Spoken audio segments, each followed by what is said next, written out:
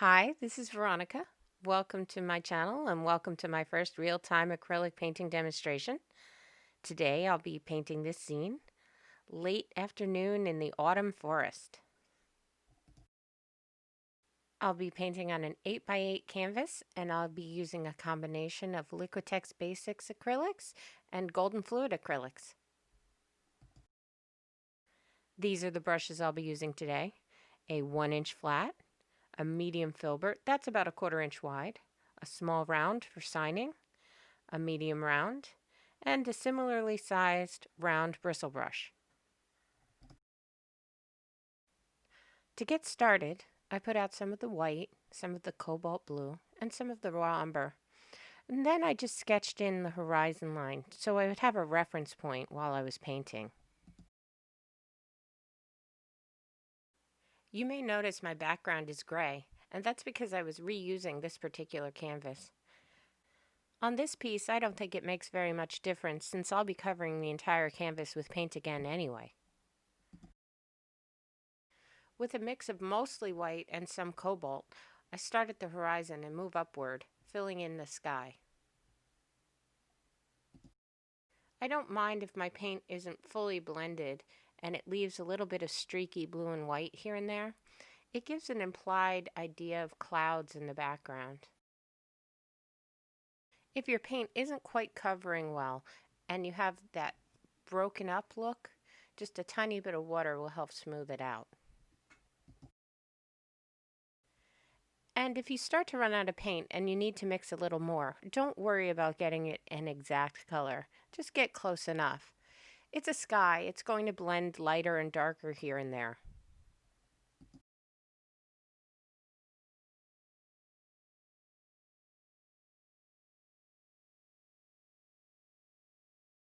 I usually like to paint the sky in horizontally, as I find that that helps promote a distant look, as clouds tend to stretch out horizontally as they get closer toward the horizon, and this just implies that look.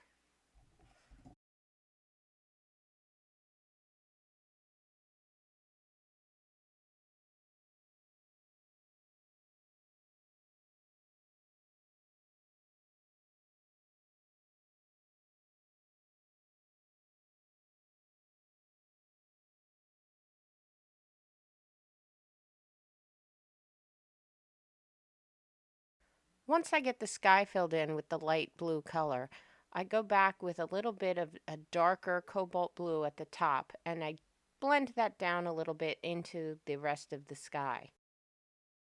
If you look up at the sky on a clear day, you may notice that the richest, deepest blue is straight up above you. And then as you look toward the horizon, the blue softens and maybe gets a little lighter.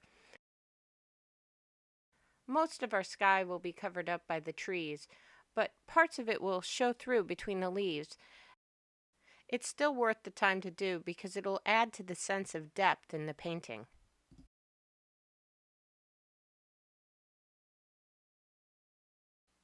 Here I'm mixing some of my brown and my blue together to create what's called a chromatic black, which is really kind of a deep gray. I start at my horizon line and just work some strokes upward. By doing this, I'm implying some soft, very distant trees.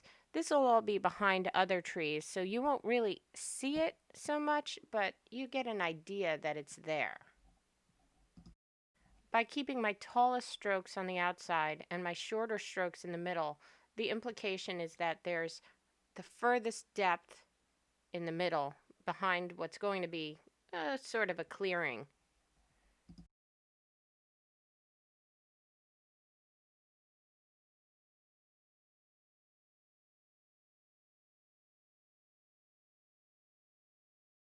Here I mixed up just a little bit more of the same dark chromatic blue and brown color.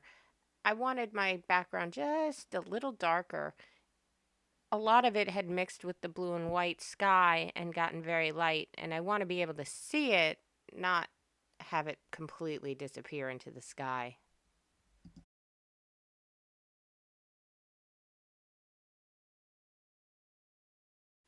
With the same color, I'm just blocking in my ground in the background.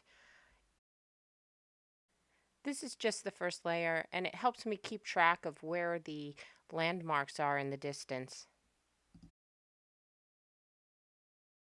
I'm adding a little bit of the Naphthol red to my palette.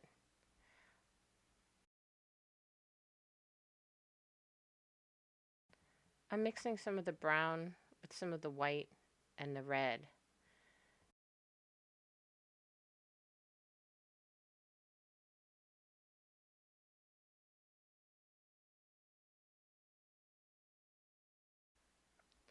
I want a deep brown rose kind of color for my farthest background.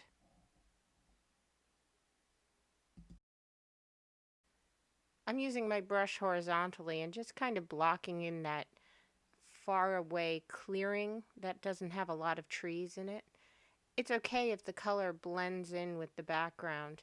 It gives a little bit more texture and natural look anyway.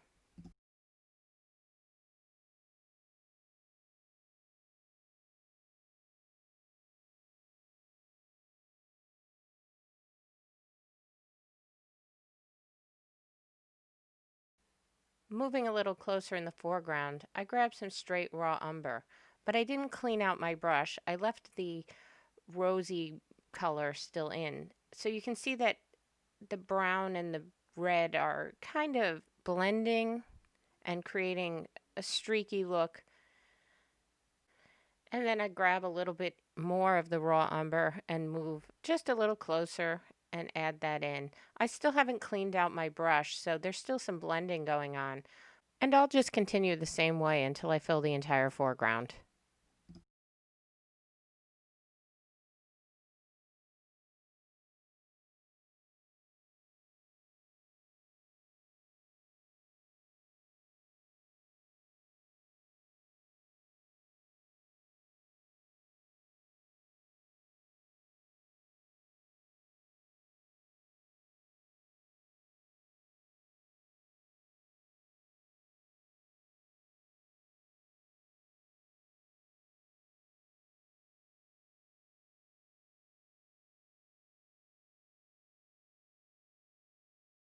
I like to smooth out the horizontal strokes pretty well. I don't want to see too much of a brush stroke in the middle of the ground.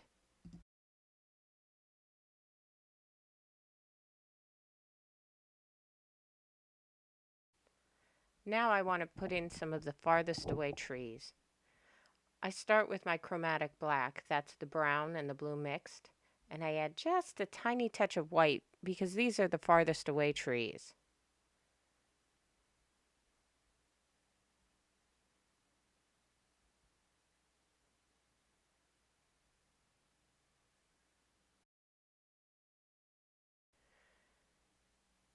These trees will have the least amount of detail, so they're really just vertical lines that go into the lighter red area in the background.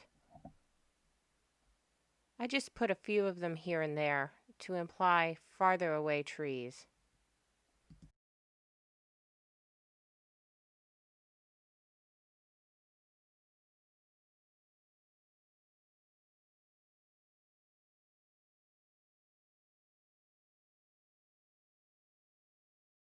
Some of these will be covered up too, so I'm not too terribly worried about what they'll look like, but I just don't want them to be evenly spaced and look like railroad ties. There should be variation in height and how far down into the ground they go.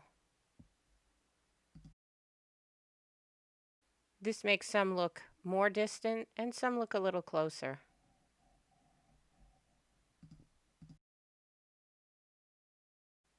I let a few of them have a branch or two, but nothing too involved.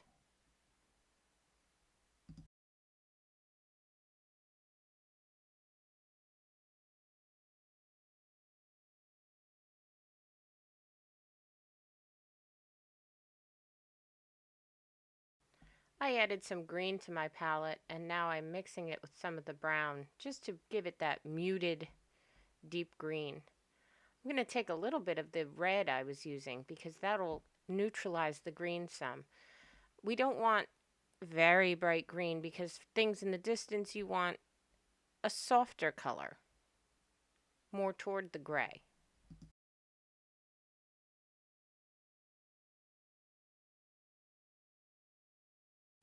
I'm using my round craft brush now, and I just want to create shapes where the point angles downward. If you look at the trees and how the leaves hang on them, the pointed end always hangs downward. We want to try to create that movement in the trees in our painting.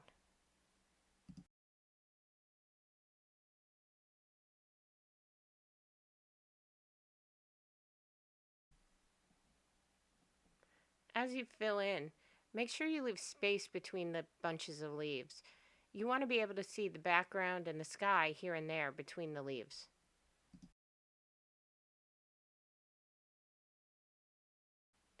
It's okay if your green starts to mix with the background a little bit.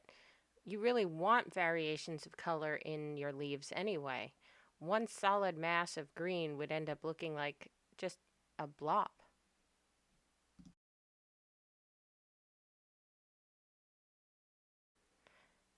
So I even grabbed a little bit of the red and I'm just putting it here and there in with the green to make sure it doesn't look like one single solid green color.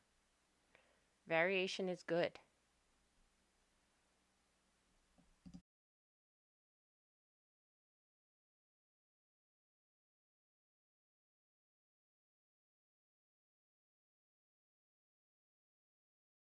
That should be enough for the farthest back layer of leaves.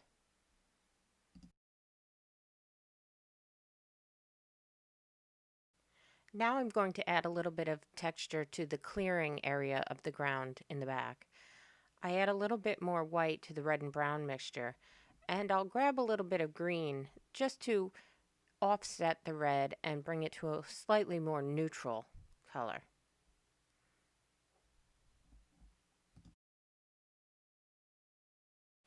I keep my color watered down some, and I just do some short horizontal strokes here and there, just to give the impression of leaves and little things on the forest floor.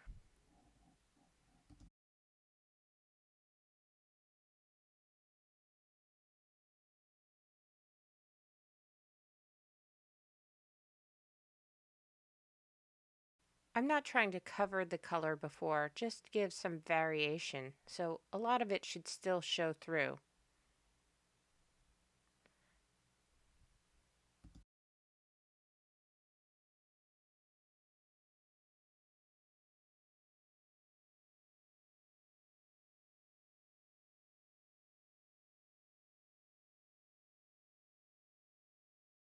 I noticed some of my background trees look a little too light, so I'll be darkening them a little bit. I mix up some of my brown and blue, and I'll just go over them and just darken them here and there.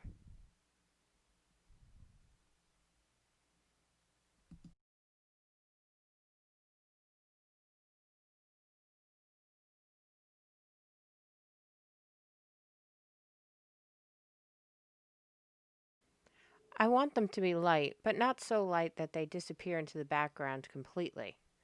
I find a drop or two of water keeps the paint slightly transparent and keeps it from looking too bold in the background.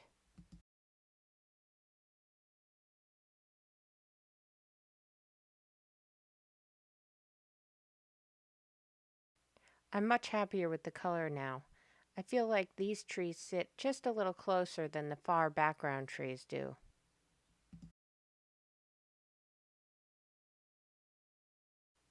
As I paint the shape of the trees in, I try to make sure that the base is just a little wider than the trunk of the tree.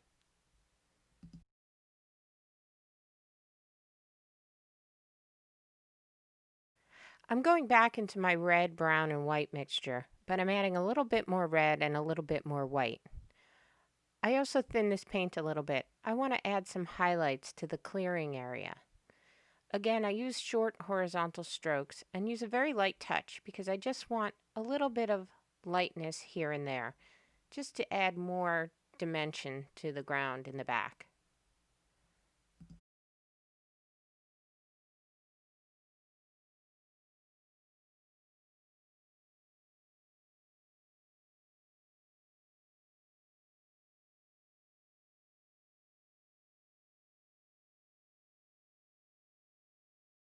The color overall has gotten pretty light back there now.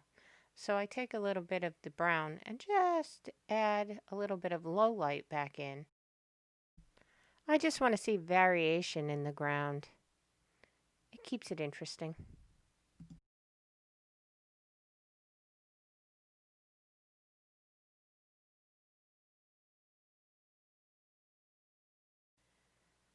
Once more, I'm going to create my brown and blue mixture for more trees, and this time I'll fill them in the middle ground. I add a little water to the mixture, but not as much as the background trees. I want these trees to be just a little stronger in color than the ones in the back. As you move closer to the foreground, things should be brighter and deeper and richer in color. I start right in the middle because I want one of the trees to have the sun just halfway peeking out from behind it.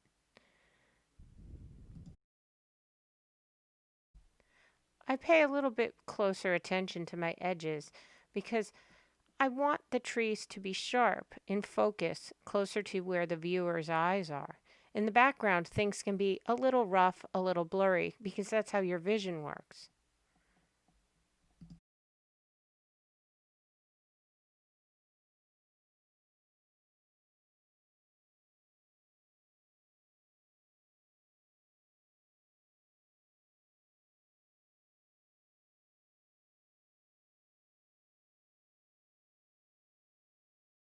Again, at the base of each tree, I flare it a little bit for the roots that are shallow and up near the surface.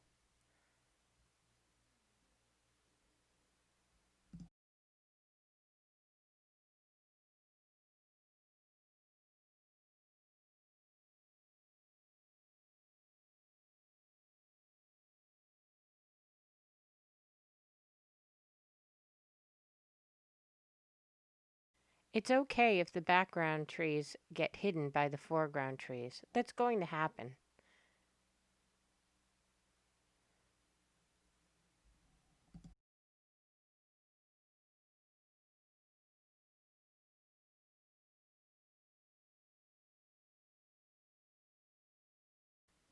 When choosing your placement, make sure you don't line them all up. You don't want them looking like soldiers.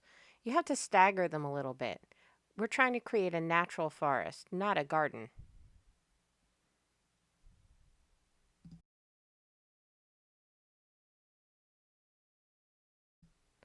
And now I'll just go back in and add a few branches here and there and touch up some of the trees. I don't want to do all tiny branches at this point, just some major trunk branches.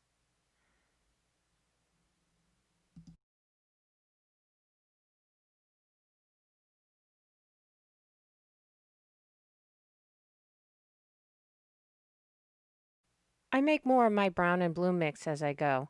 I don't worry about matching it exactly, just like before. The variation makes things look more natural anyway. What I do pay attention to is making sure my edges are clean and sharp here.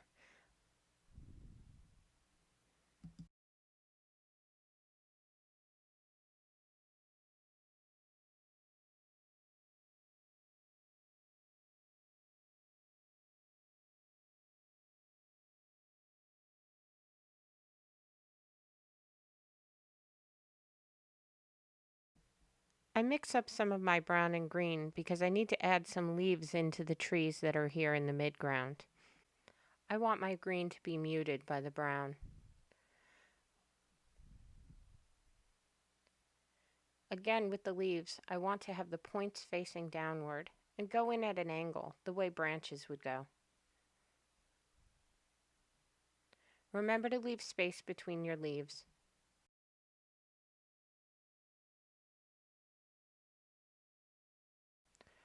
I know it's time to reload my paintbrush when my leaves don't form points anymore, when I start to get loose blotches of color instead.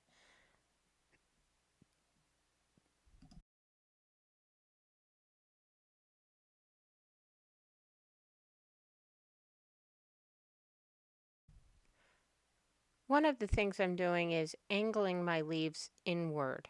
I want a lot of my leaves angled inward because It'll draw the eye in toward the center where the sun's going to be at the end.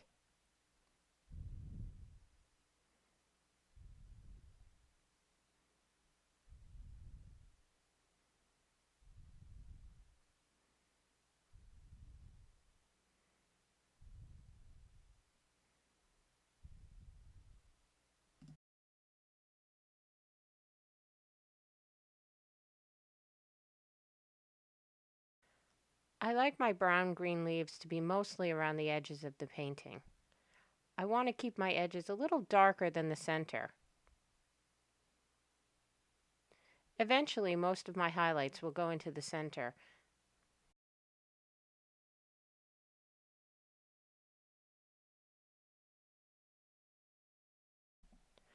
Already, I'm starting to feel like there's some depth because the edges are dark and the center is light.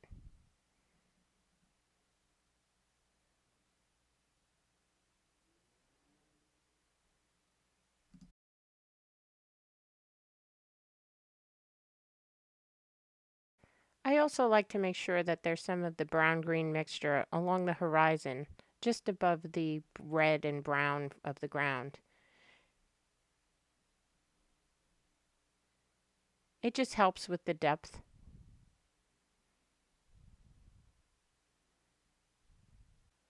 While I have the green and brown, I decide to add just a little bit more depth and interest to the background clearing area by brushing on a little bit of that color here and there. Leaves would fall, and so you would catch glimpses of those colors just dotting the florist floor.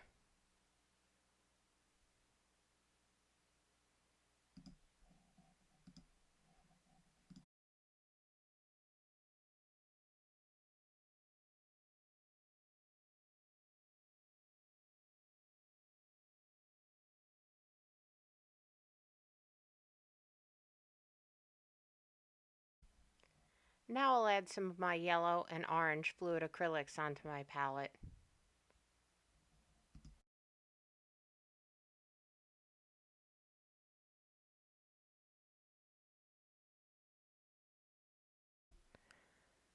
We'll finally start adding the red and orange and yellow leaves into the trees, now that we have a nice background of greens and browns.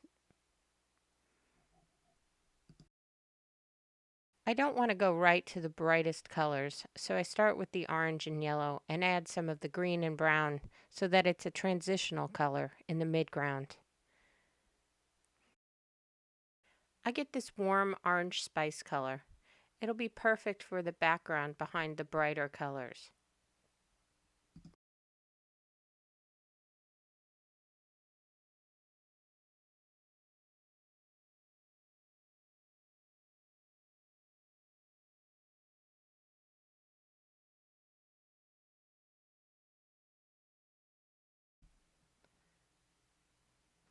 This time I'm using my filbert, and it gives me a nice sharp little edge. It makes for great little leaves falling. I'm holding it on a diagonal and painting in a diagonal, so I get those sharp points. Remember to keep your leaves in their clusters, and remember to let little bits of the background show through between each leaf cluster. Just find some spaces where you think these trees would be.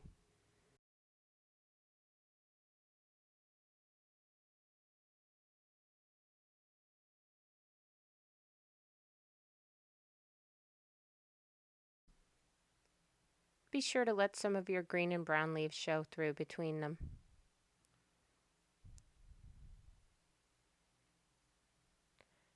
And remember to reload when you start to see you lose the point.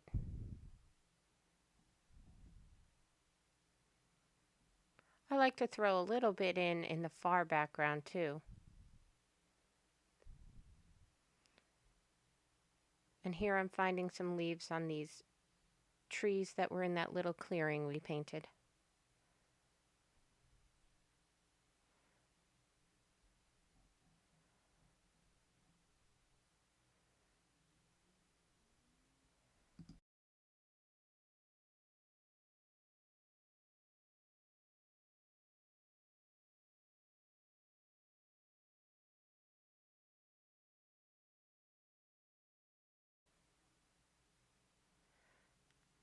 The leaves can go a little higher than each little tree trunk or lower if you want.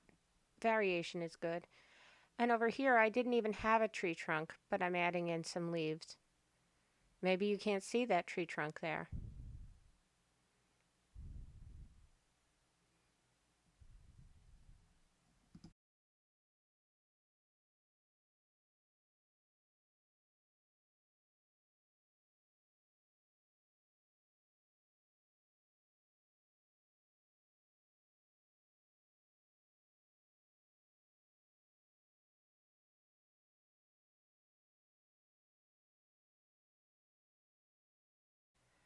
When you put the leaves on a tree trunk, remember to leave space in between where you can actually still see the tree trunk too. Make a cluster, leave a space, move down and make another cluster.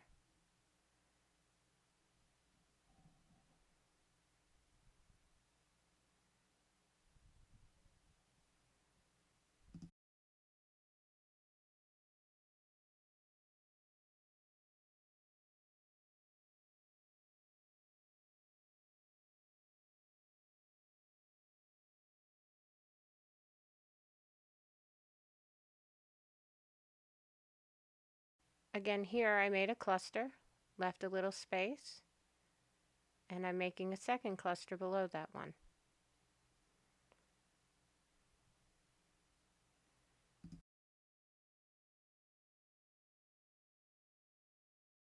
And a third cluster below that one.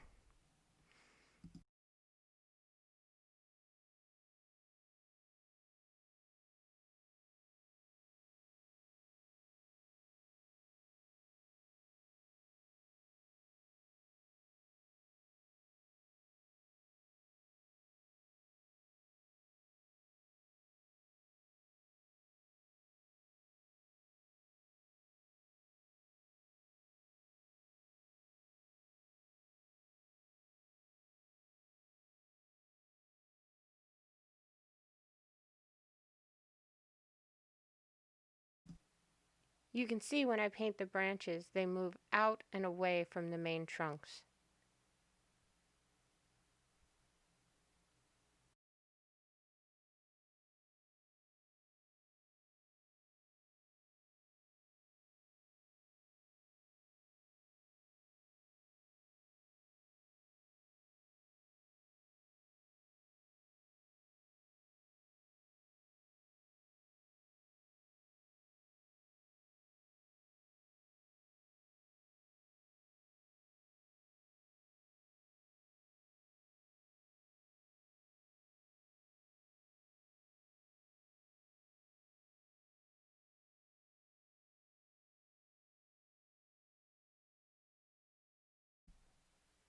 Now I'm adding some more red into my spicy color.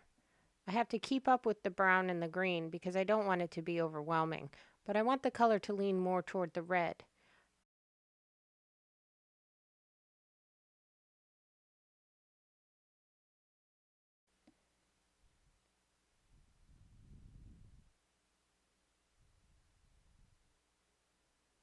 I'm going to add some of this red here and there over the orange.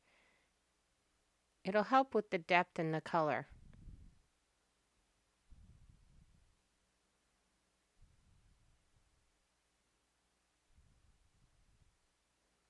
I don't want to cover the orange over completely, just add a few places.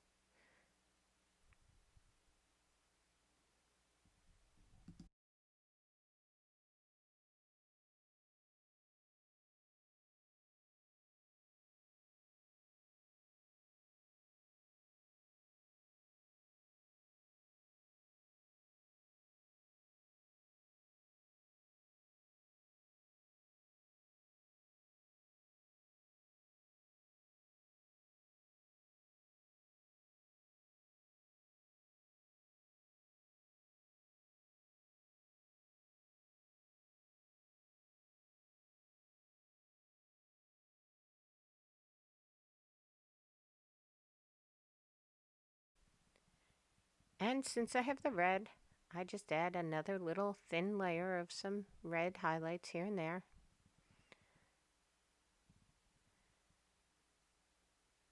Those red leaves that are on the trees may have fallen onto the forest floor too.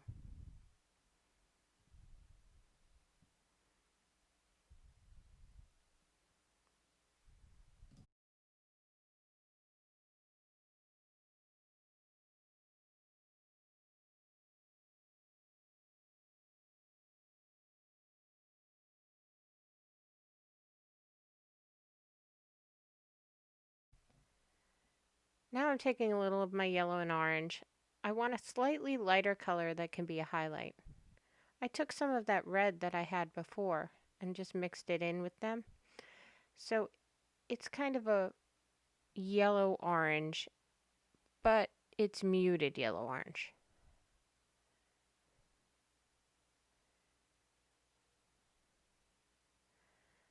I just go around the edges of some of these background leaves where the sun would be touching them.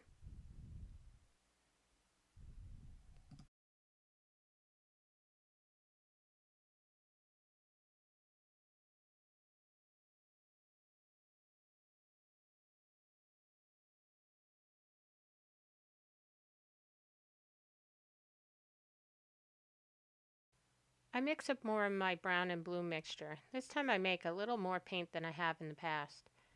The foreground trees are wider and larger, and I'm going to want them to be darker.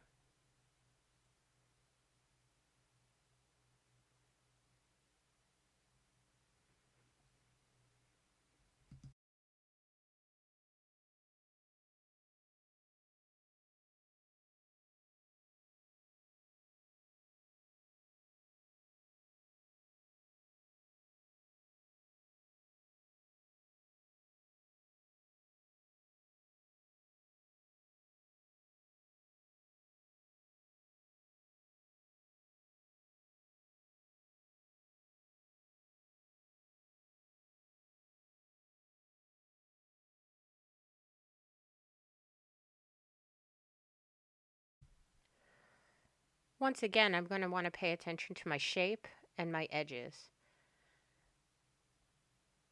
The trunk should be slightly thinner at the top than at the bottom. The edges should be sharp, and the base should flare just a bit for the surface roots.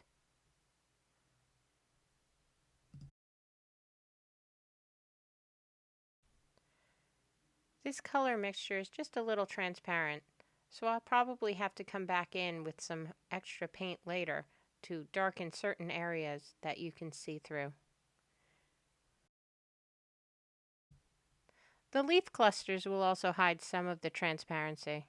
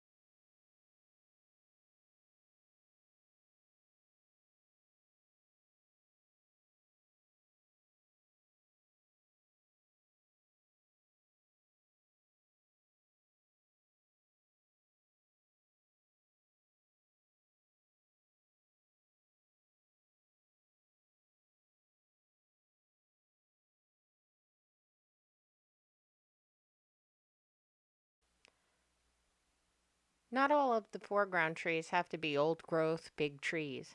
Some of them can be younger trees. I like to group those together.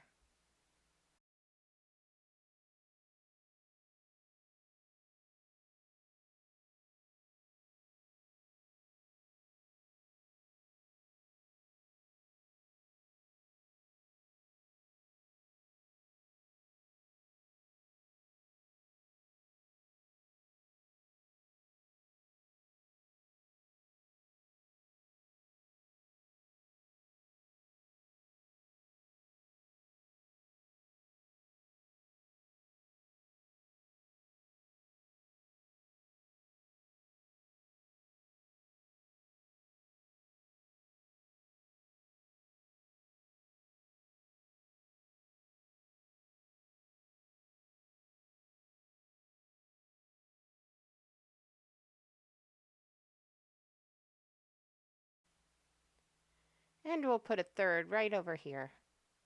I remember in high school my art teacher mentioned the rule of three. Things in groups of three just look aesthetically pleasing.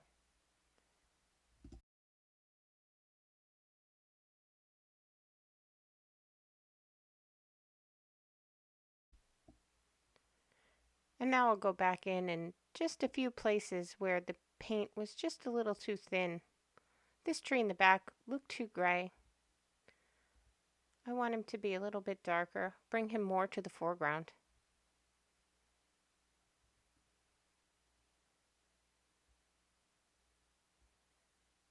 I don't want any of the background trees to completely disappear either. Some of them just need a little bit darker paint.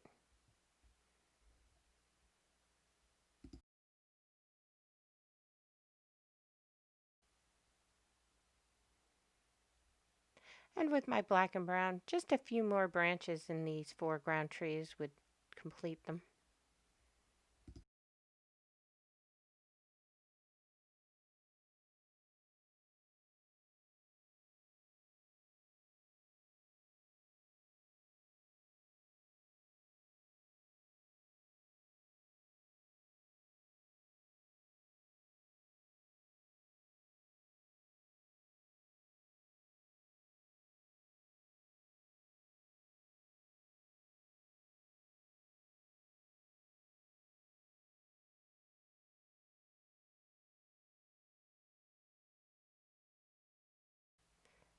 As with the tree trunks, I want to watch my edges and just make sure that they're dark enough.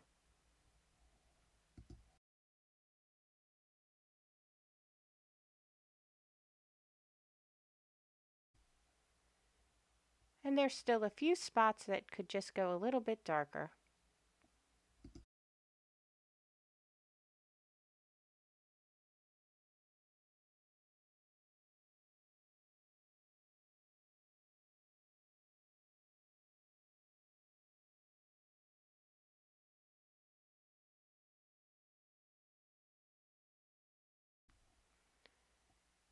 And now it's time to do another layer of leaves. I want to make another spicy orange. So I start the same way, but this time when I add the brown, I don't add quite so much.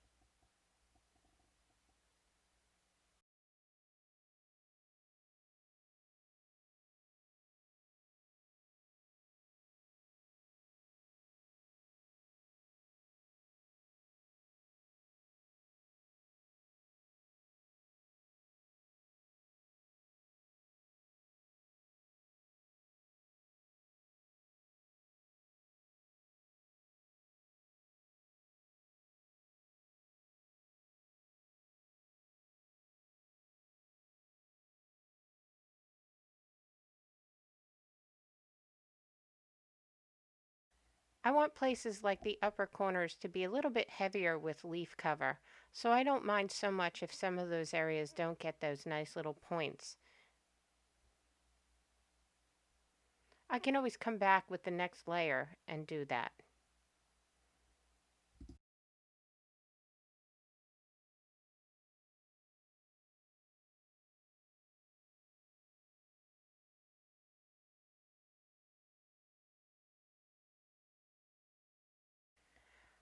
I also want the upper area to be filled in a little bit more. When you're standing in a forest, the trees are mostly above your head. They would form a curtain of sorts that you are looking out from underneath.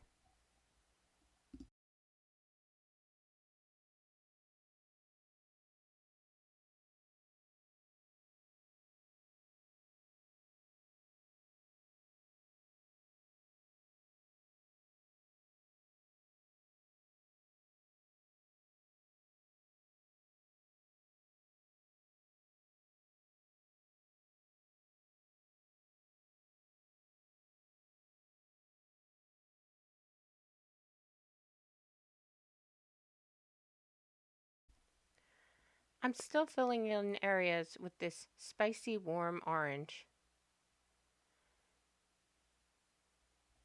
It makes a good background color to what we're going to do with the yellows and the reds. The next layer I'll brighten up by adding more yellow.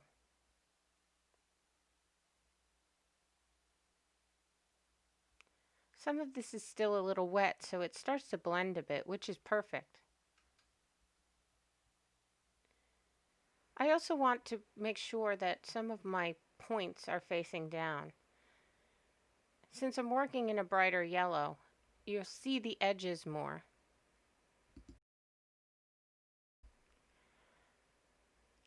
I'm also aiming those points toward the center. I want to draw the eye in where the sun eventually will be.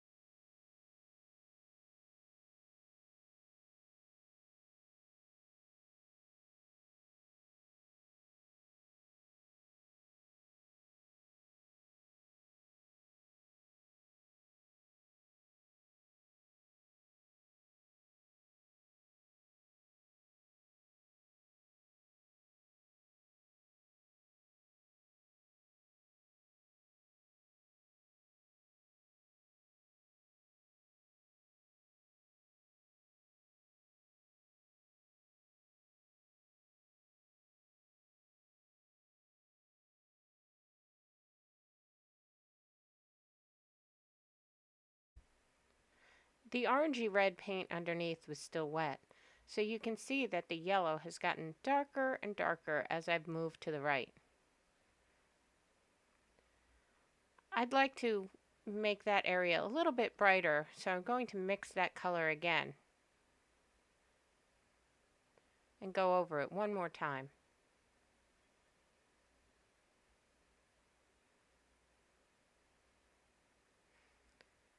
I don't usually mix a lot of paint at once because it dries on me.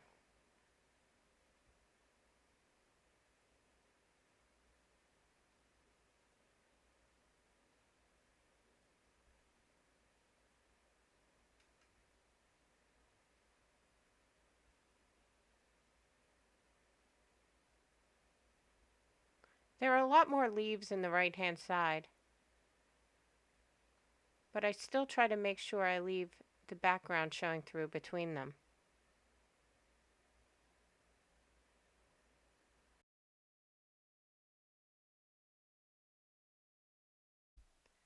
I mix a little of my red and brown. I want to break up some of these yellow sections.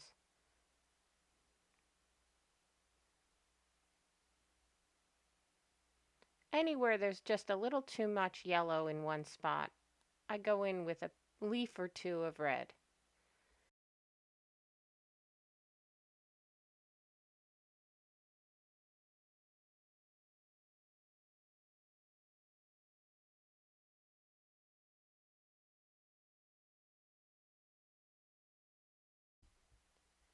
Now I have a lot of the reds and yellows. I want to come back in with more brighter orange.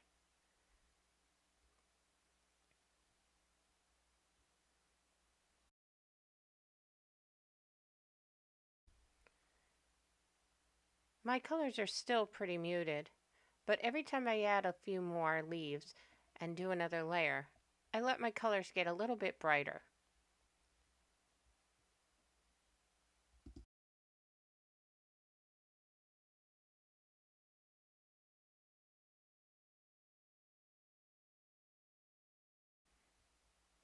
I want to add one more little scrawny tree right here. This one will be bright yellow when it's done.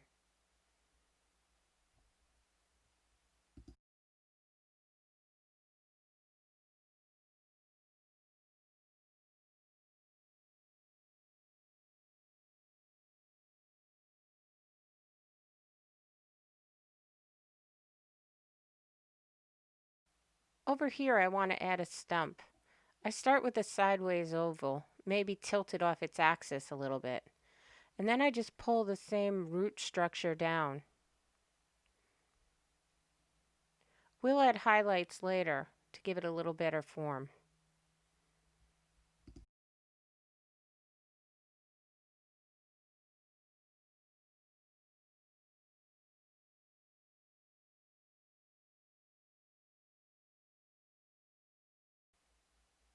And now I'll go back to the other trees and I'll just straighten up their roots a little bit. Some of them are a little messy. I'd like to see a better form and shape under some of them.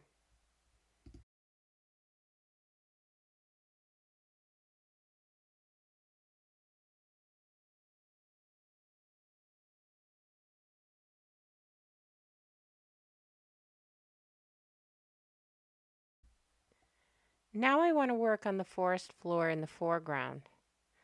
I start with the reddish brown mixture. In the same way I did the clearing in the back with short horizontal strokes, I do something similar in the foreground. I'm a little bit looser as I do this, and I keep my strokes just a little smaller. I'm trying to give the idea of leaves littering the forest floor. I'll do this several times with different colors just to make sure that I have enough variation in the ground.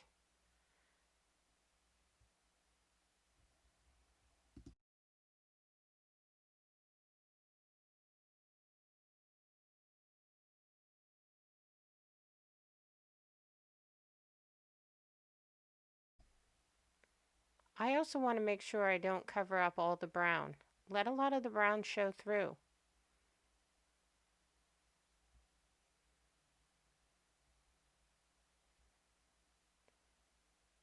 This is where you start to see that the variations in the brown start to look good too. Once it's under the red, it just adds more texture.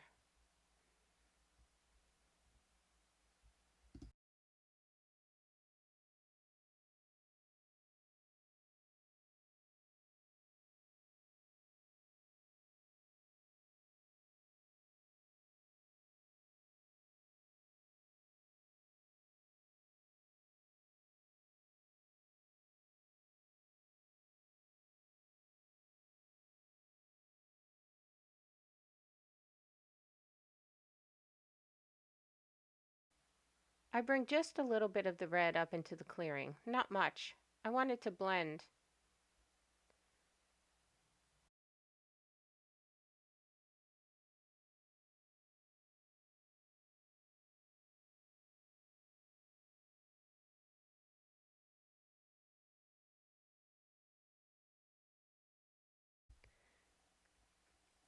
I carefully work around the root structures.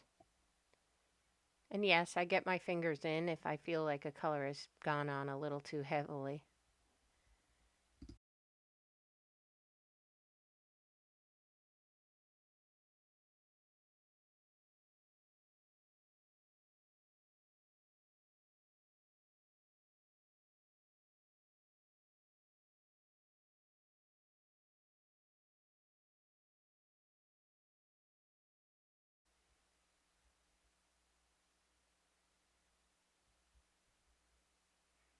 I noticed here that one of my trees is just a little too light gray, and I bring a little bit more color to it, all the way up its trunk. One in the background, too, is too gray.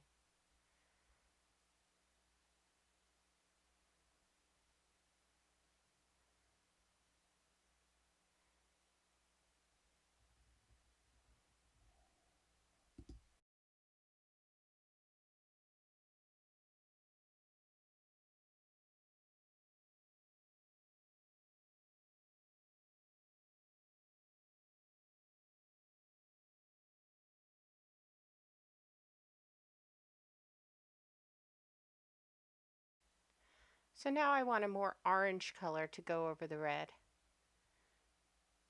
I make my spicy orange color and add a little green because I want it muted.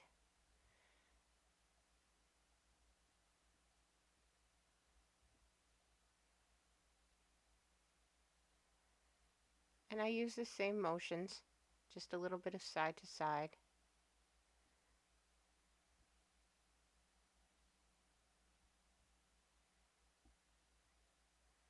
I just kind of dot this color on here and there. I let my brush skim over the canvas and leave little bits.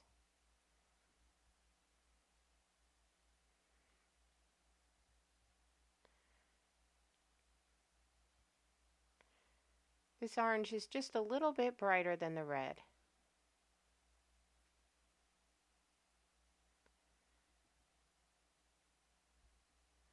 Now that we're getting brighter, there's certain places I don't put very much of this paint on.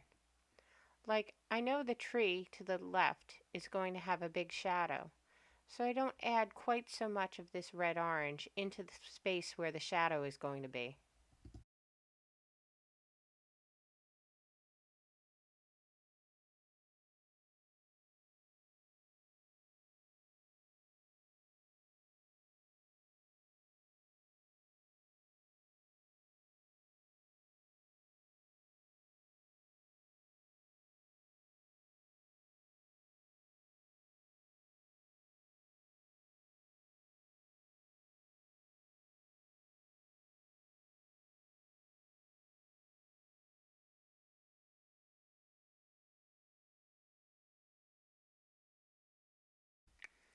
I'm going to work on my trees a little more again. I mix a little brighter yellow-orange, and I come back through just to brighten everything up one more time now that it's dried out a bit.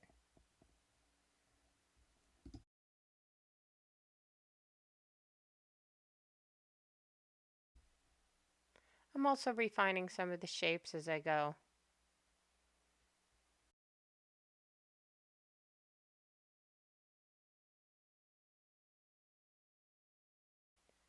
I need to add a little more yellow to my palette.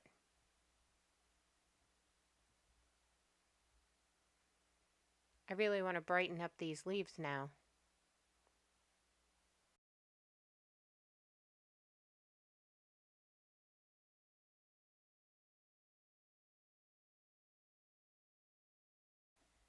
And while I'm here, I decide to determine the placement of the sun. It's just going to be a half circle that's peeping out from the side of the tree. I'll worry about the exact color later, but by having the sun placed, I'll be able to figure out where the shadows belong. My little scrawny tree here gets a little bit of yellow and orange leaves. I'll come back with brighter yellow to give it a real pop.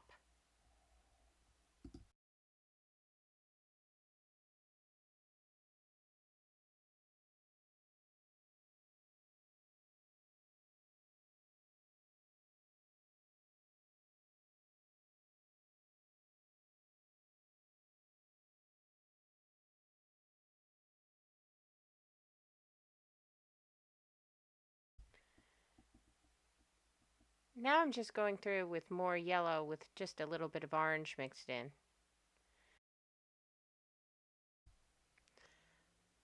I like the edges of my leaf clusters to have the brighter yellow colors, as if the sun had touched them.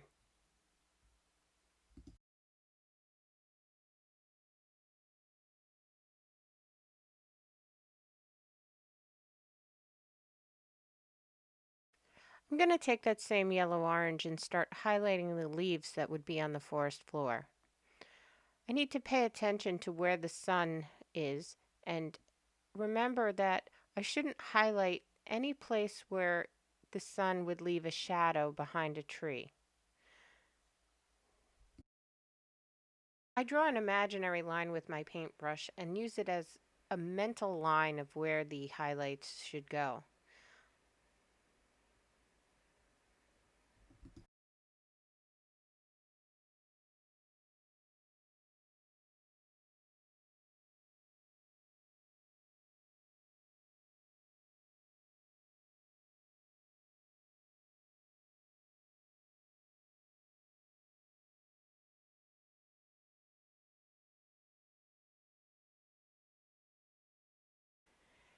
You can see the negative space I'm leaving behind the trees has already started to give the impression of shadow, and I haven't even added any color to darken it yet.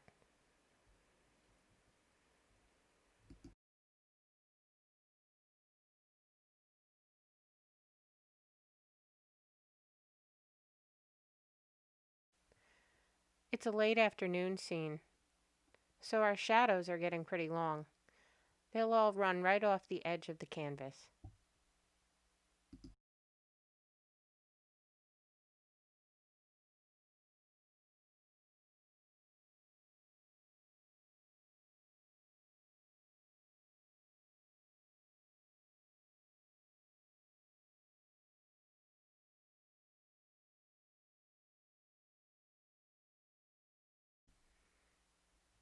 Here I'm just bringing a little bit of the yellow up into the clearing area. I want it to blend well, but I also don't want to overdo it with the yellow in the clearing area. I want to keep that reddish look in the distance.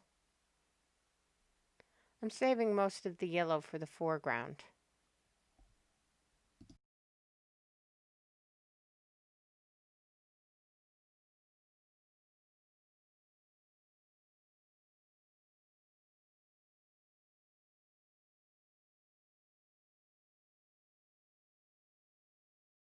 I'm mixing a little bit of my green in with that yellow.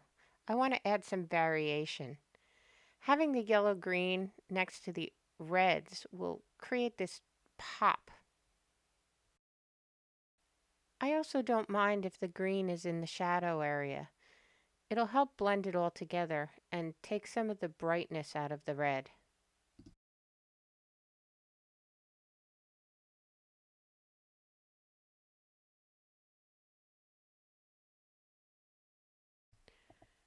I just put a little bit of this all over and let it blend up into the clearing area and all the way down to the foreground.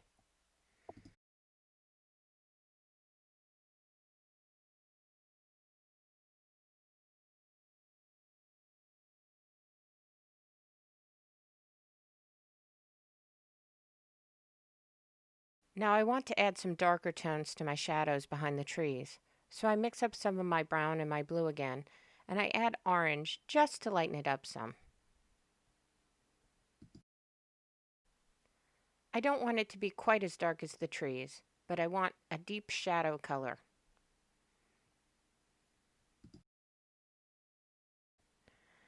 Just like the rest of the forest floor, I tap this on here and there in horizontal strokes. I don't want to cover all the other colors, but I want to fill in some darker areas. I'm just looking to create more contrast between the sunlit areas and the shadow areas on the forest floor.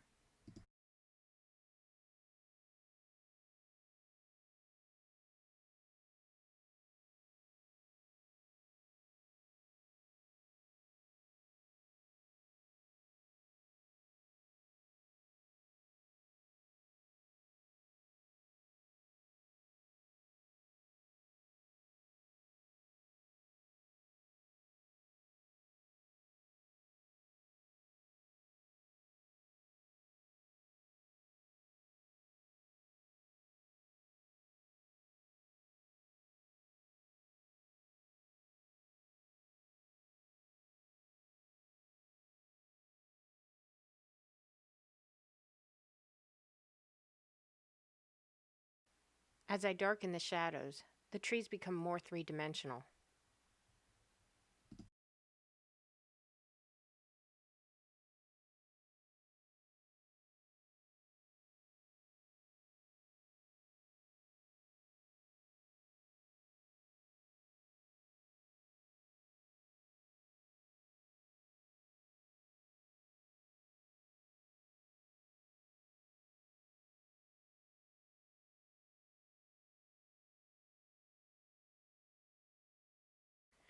By now, we've built up quite a few layers on the ground. It's starting to look like leaves strewn about.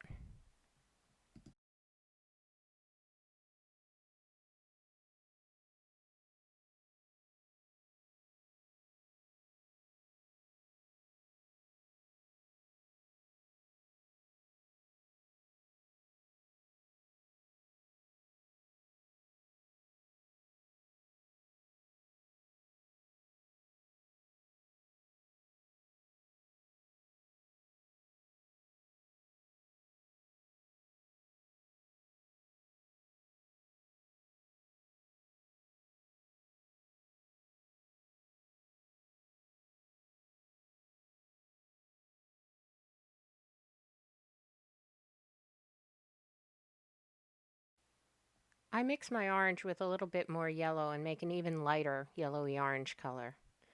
I want to use this to highlight the areas where the sun would be the brightest. That would be the area between the sun and the viewer.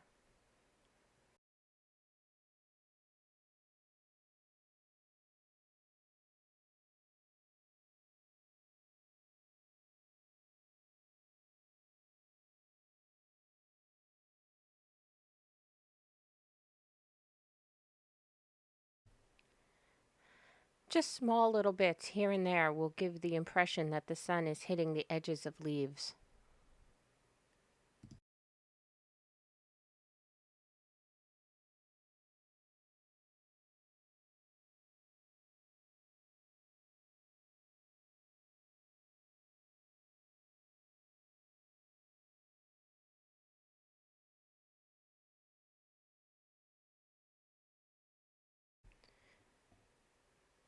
As I move away from the center, I want fewer highlights and less intense highlights.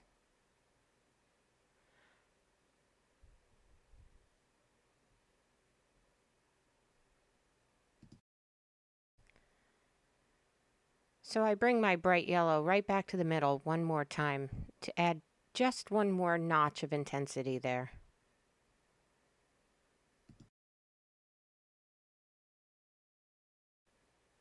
It was coming out just a little too sharp and a little too bright, so a quick dab with my finger softened the look.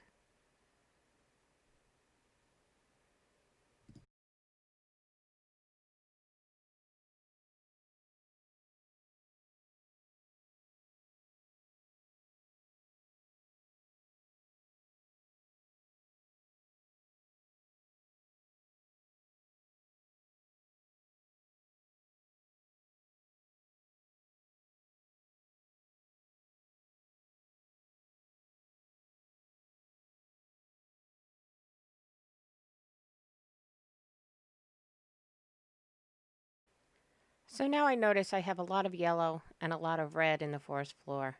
I want to bring back just some more orange to match what's up in the trees. Just a little bit here and there will create that nice variation.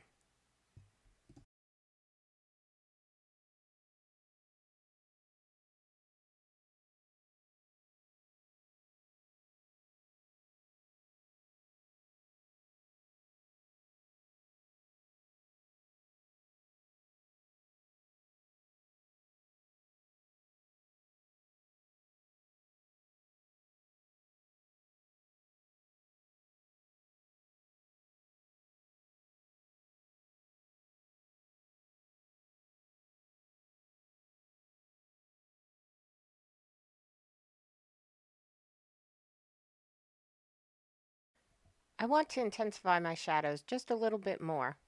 So I mix up my brown and my blue, and this time I lean a little bit more toward the blue. I want my shadows to feel a little colder against the warm leaf color.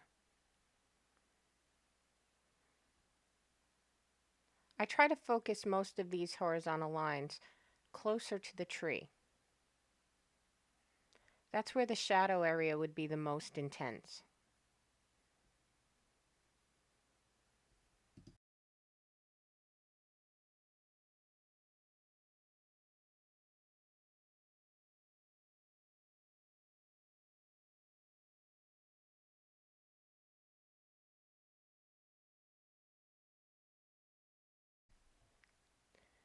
Here I am just double checking that my line is correct.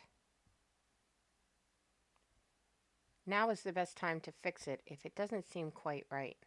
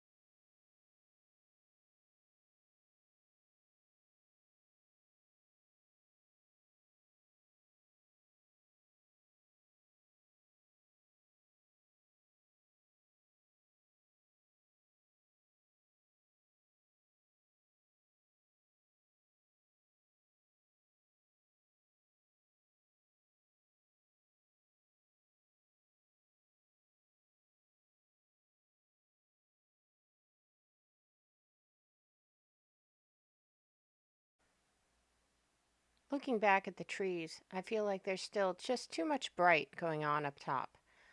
I want the edges to be darkened. It'll draw the eye toward the sun. So I mix up some of my brown with my orange and red and yellow.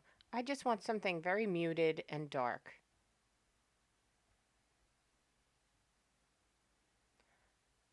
I'm just going to come in and do a little low lighting around the edges.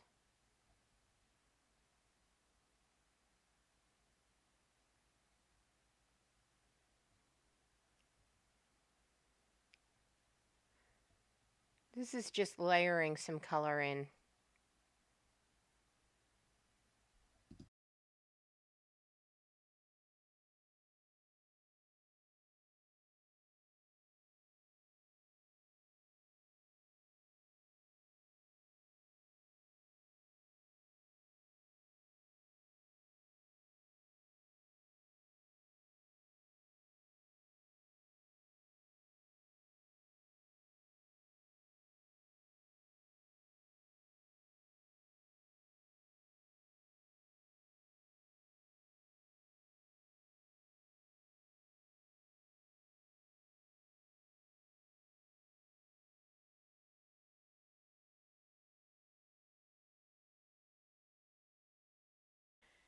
In some areas, I just want to break up some of the bigger clusters of color.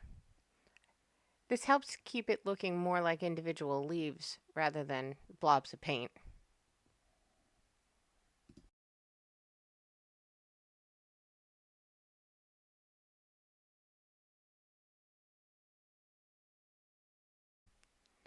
I mix up some yellow and some orange to create some highlights again. I try to only highlight the areas where the sun would be touching. Any leaves that would be facing toward the sun get just a little bit more highlight.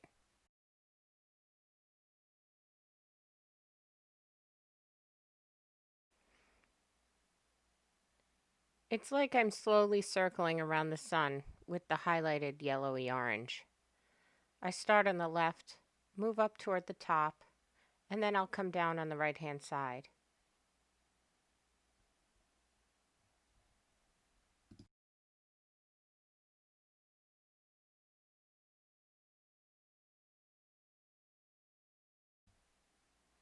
As I come down the right-hand side, the angle of my leaves changes. I like them to stay slanted toward the sun.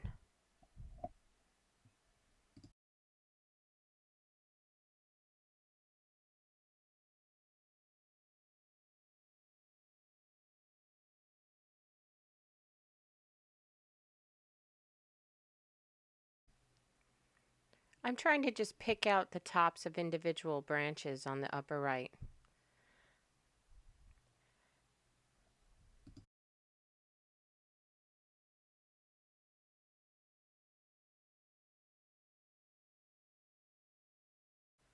Once more, I go even brighter with the yellow. I want that scraggly little tree to be very vibrant. It's going to be getting the most sun in the scene.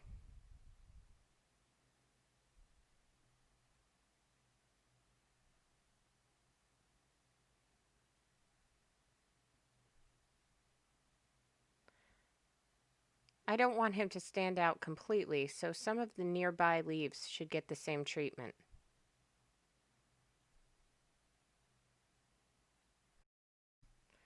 The sun rays we paint in will be lighting up all those leaves.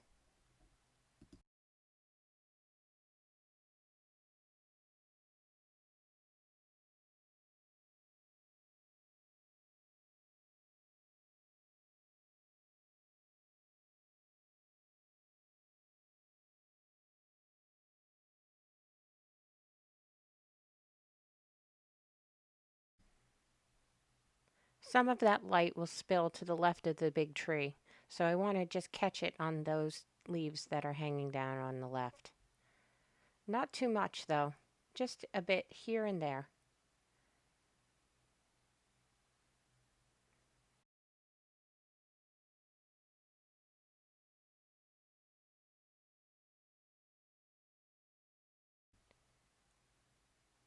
Anytime there's a break in the canopy of branches, you might get a little bit of sun through and get a highlight.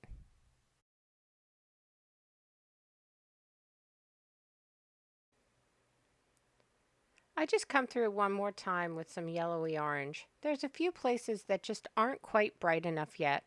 that I'd really like to make them stand out.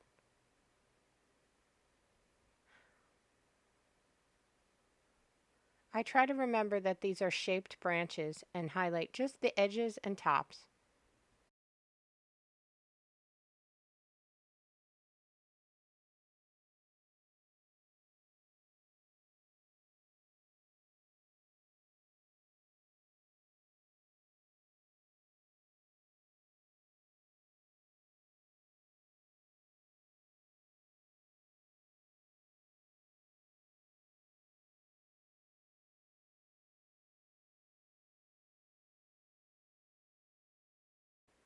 I want to add a little bit of wild growth around the bases of the trees. I mix up some of my green and brown. I'm just going to dot in some leaves, but this time I'm going to follow a line. It'll be a rambling line, kind of like a vine would be. I use the same technique for the lower leaves as I did for the upper tree leaves.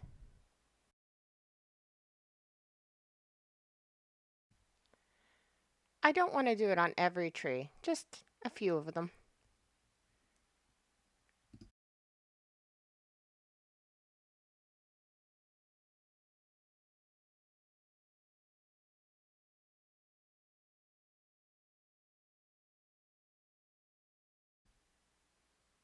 I add a little yellow to my green to create a highlight for those leaves.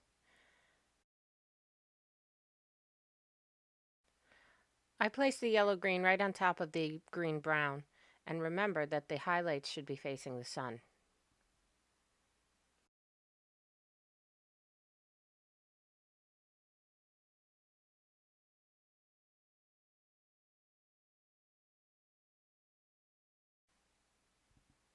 I go over those leaves one more time with a little bit of yellow orange. In the fall, even those little vine things start to turn.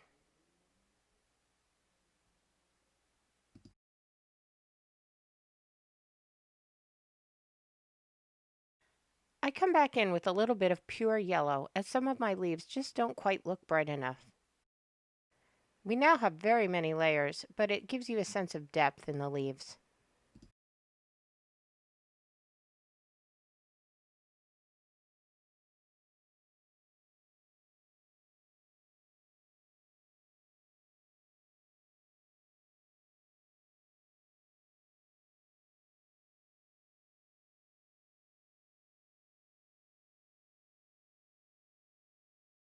I'm mixing my brown and blue again, and this time I'm leaning toward the blue.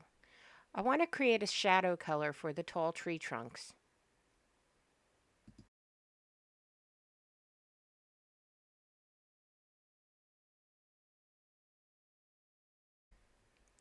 I just paint that shadow in on the far side of the trees away from the sun side.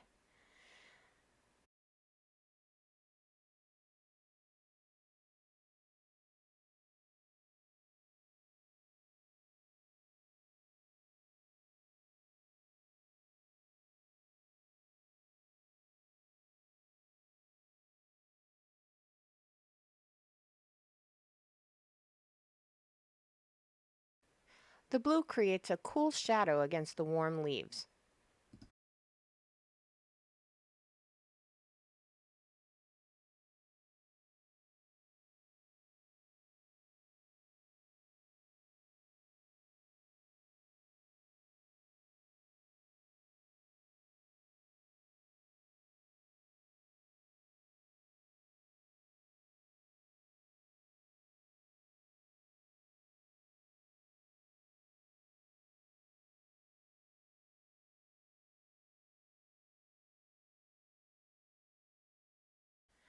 The trees now look darker and shadowy.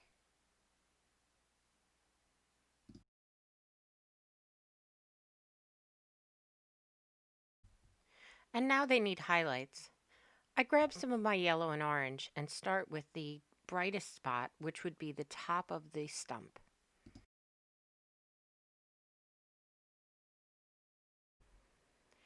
After that, I just put a little along the sides of the trees that are facing the sun.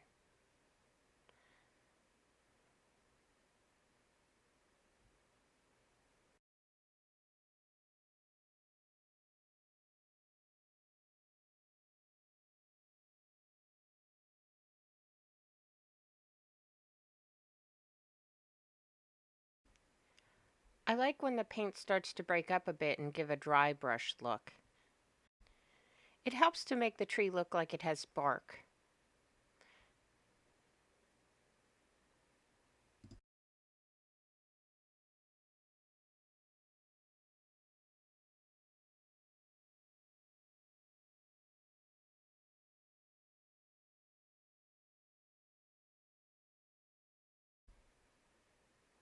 I want my highlights to be warm and sunny, so I grab some of the orange. I paint the orange right over the areas of yellow. They'll blend together and make pretty little moments of sunshine. I'm not painting it in a solid color. I'm just dragging bits of color right over top and letting some of the yellow show through here and there.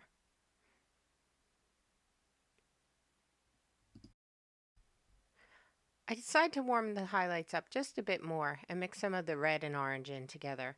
I repeat the process and do just a bit more dragging of the color right over top of the yellow and the orange.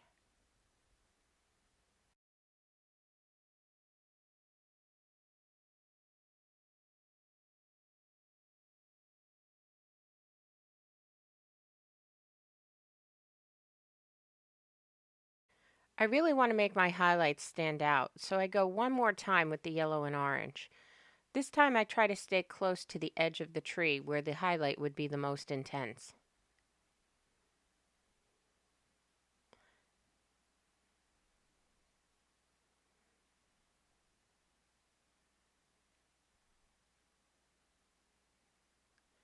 This really makes the trees pop against the background, I think.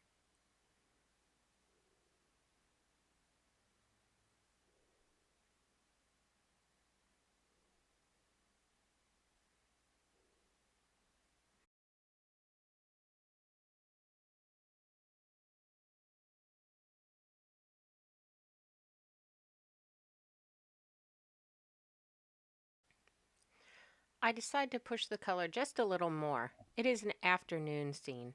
I want to get that little bit of a glow going. Just a little more red will intensify the effect.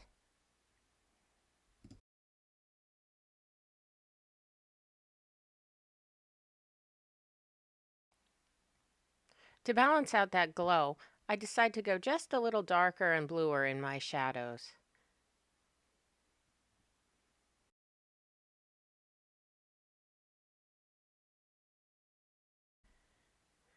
Just a little more color on the shady side of the tree really intensifies the glowing effect.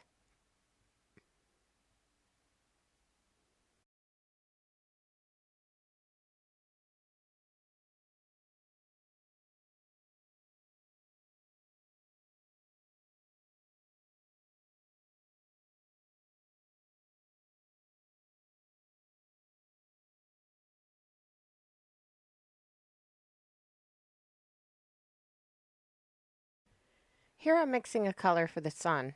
I want it mostly white with just a little hint of yellow. It should be the lightest spot on the painting.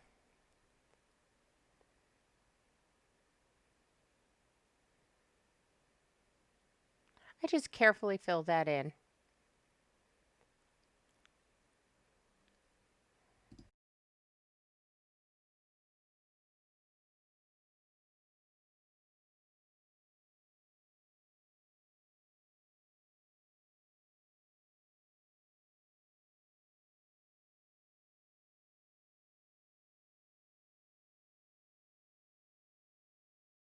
Now I need to make a mixture for the sun rays.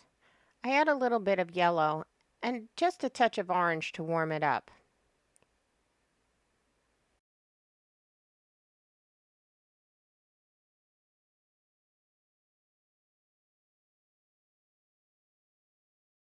When I've mixed a warm white that I like, I add some water to it.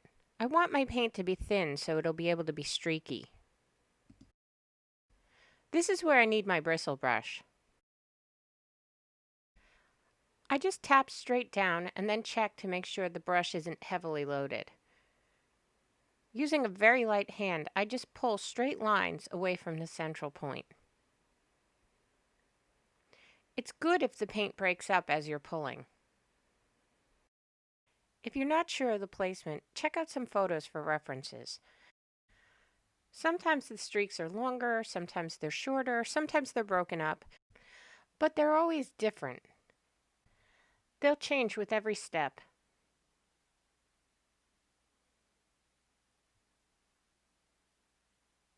You can even vary the color a little bit. Here I added a little more red.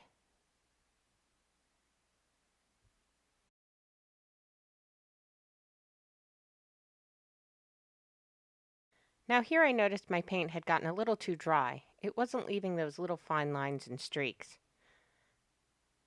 And then I overloaded my brush. A little paper towel wipe and fix that.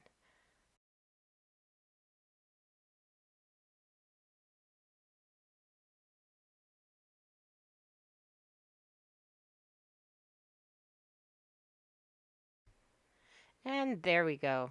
That's what I'm trying to get.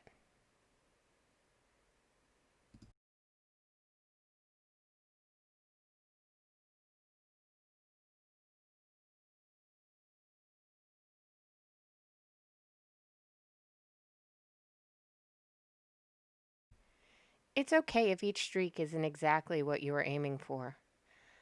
The technique is very forgiving.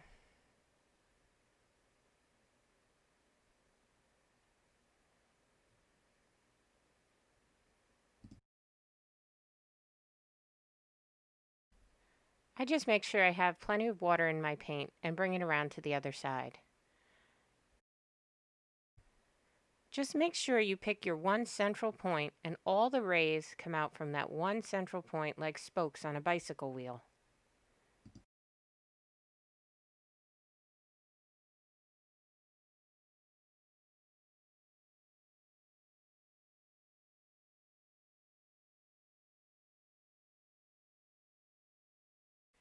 How many rays is a matter of taste. They could go all the way around if you wanted. Just make sure you keep them randomly spaced.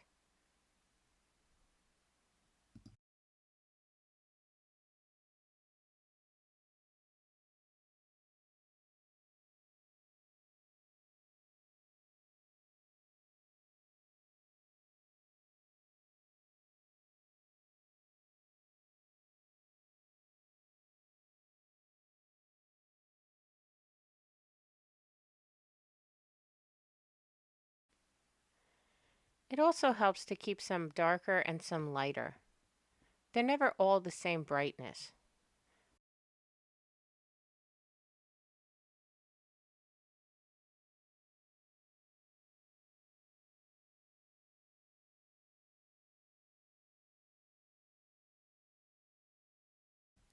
And that's it. Use your detail brush and sign your name in a color you like. Thanks for painting with me today. I hope you enjoyed this tutorial. If you did, like and subscribe. You can also find me on other social media like Facebook and Instagram under Veronica Hage Fine Art.